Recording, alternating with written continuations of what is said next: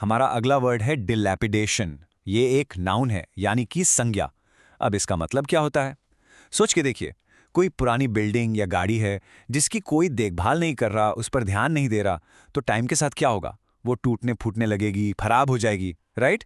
बस इसी स्टेट को, इसी जर्जर अवस्था को हम कहते हैं डिलैपिडेशन।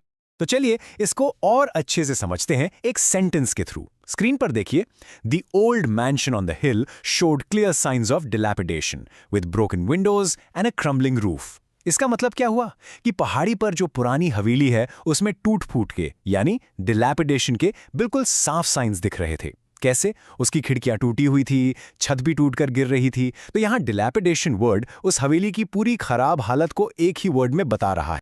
चलो एक और एग्जाम्पल देखते हैं, थोड़ा अलग कॉन्टेक्स्ट में। After years of budget cuts the school building was in a state of severe dilapidation. मतलब सोचो, कई सालों तक स्कूल के लिए पैसा ही नहीं आया, बजट कट्स होते रहे, तो क्या हुआ? स्कूल की बिल्डिंग की हालत बहुत बहुत ज्यादा खराब हो गई।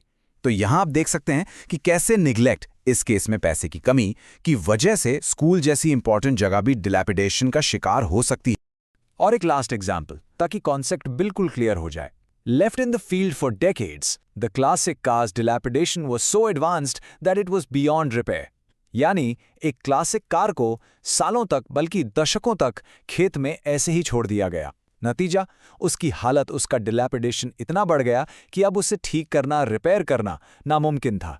तो इससे हमें क्या पता चला कि ये वर्ड सिर्फ बिल्डिंग्स के लिए नहीं, व्हीकल्स या किसी भी ऐसी चीज के लिए यूज हो सकता है जिसे निग्लेक्ट किया गया हो।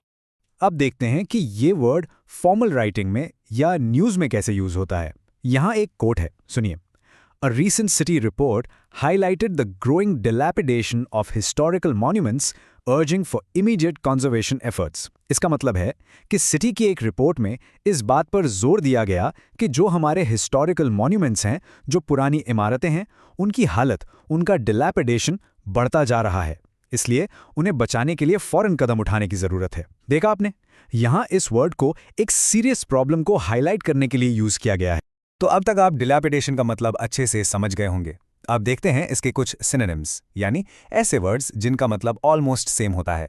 तो आप डिलैपिडेशन की जगह ये वर्ड्स भी यूज कर सकते हैं: डिके, रूइन, डिसरिपेयर, डिटीरियोरेशन और डिक्रेपिट्यूड। ये सारे के सारे वर्ड्स किसी चीज की खराब होती हालत या बर्बादी को ही दिखाते हैं।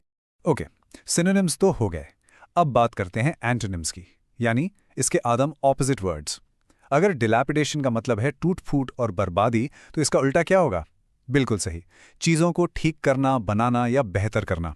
जैसे कि रेनोवेशन, रिपेयर, रेस्टोरेशन, इम्प्रूवमेंट और ऑफ कोर्स कंस्ट्रक्शन। ये सारे वर्ड्स पॉजिटिविटी और न्यू बिगिनिंग्स को शो करते हैं, जो डिलैपिडेशन का आदम उल्टा है। बस आज के लिए इतना ही, मिलते हैं नेक्स्ट वीडियो में। Happy learning, bye bye.